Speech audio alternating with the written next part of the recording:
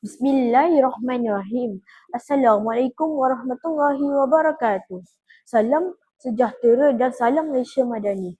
Tun Dr. Mahathir pernah berkata, manusia yang lemah sekalipun jika bersatu padu, pasti akan dapat mengguncang dunia. Demikianlah kesannya perpaduan. Justru, berdirinya saya di sini ingin menyampaikan pidato yang bertajuk Rukun Negara Menyatukan Rakyat Demi Kejayaan Bersama. Segala penghargaan saya hulurkan buat saudara pengurusi majlis, Barisan Hakim yang arif lagi bijaksana, seterusnya saudara dan saudari yang diberkati sekalian. Secara umumnya, rukun negara adalah ideologi kebangsaan Malaysia. Rukun negara telah dibentuk pada 31 Ogos 1970 oleh Majlis Gerakan Negara, iaitu setahun selepas berlakunya tragedi 13 Mei 1969 yang menghancurkan perpaduan dan ketenteraman negara. Di bawah rukun negara, rakyat Malaysia berikrar untuk mencapai perpaduan dan kejayaan berdasarkan prinsip-prinsip yang berikut. Kepercayaan kepada Tuhan, kesetiaan kepada raja dan negara, keluhuran perlembagaan, kedaulatan undang-undang, serta kesopanan dan kesusilaan. Oleh itu, maudut pidato pada hari ini menuntut kita memahami, menghayati rukun negara yang menyatukan semua demi kejayaan rakyat Malaysia. Saudara-saudari sekalian, maudut pertama, kepercayaan kepada Tuhan membawa kepada kejayaan rakyat. Manusia tidak boleh lari daripada kehidupan ingin bertuhan yang akan menjadikan kehidupan mereka ke arah kebaikan dan kebenaran. Rakyat Malaysia tanpa mengira agama yang meletakkan Tuhan sebagai tonggak teratas boleh jadikan pendorong perjuangan dan pengorbanan yang tak terhingga. Lihat saja ketika atlet negara mencapai kemenangan di pesada dunia. Tanpa mengira agama apapun, perkara yang pertama diucapkan sudah tentulah penghargaan dan kesyukuran kepada Tuhan. Selain itu, kepercayaan kepada Tuhan juga boleh dijadikan pendorong untuk mencipta kejayaan yang luar biasa. Saudara-saudari yang budiman, maudut kedua, rukun negara menyatukan rakyat melalui perlembagaan. Perpaduan yang utuh amat bergantung kepada persefahaman dalam kehidupan seharian.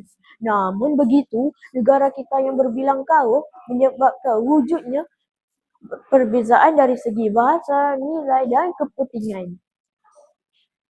Di bawah keluhuran perlembagaan, rakyat perlu menerima, mematuhi dan mempertahankan keluhuran atau kemuliaan perlembagaan negara sebagai sumber perundangan yang tertinggi.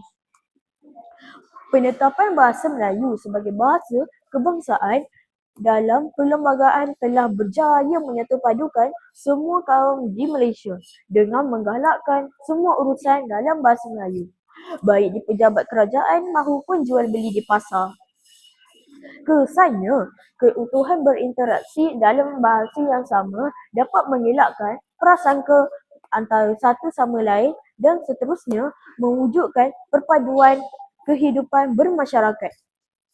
Jelas, bahasa kebangsaan berjaya menyatupadukan rakyat Malaysia. Saudara-saudari pendengar Bestari, maudut ketiga, cabaran dalam menjayai rukun negara. Kita sememangnya boleh mendabik dada mengatakan bahawa kita telah tahu semua prinsip rukun negara. Namun, adakah benar kita memahaminya?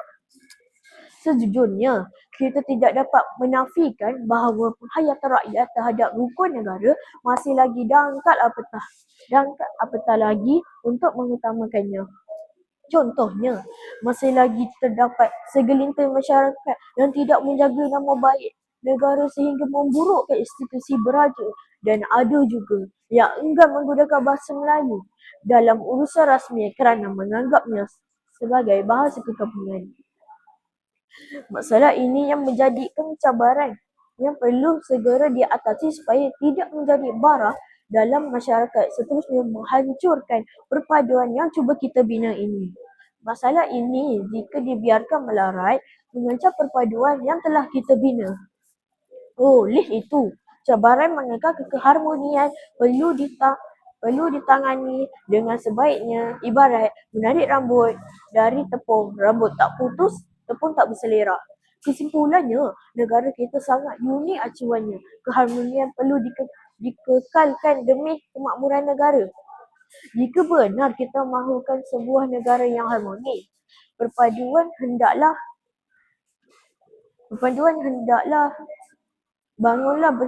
bangunlah bertindak wahai anak muda.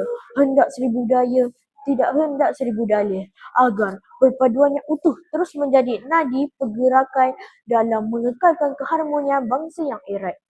Kerana saya yakin dan percaya rukun negara menyatukan rakyat demi kejayaan bersama. Sekian, terima kasih.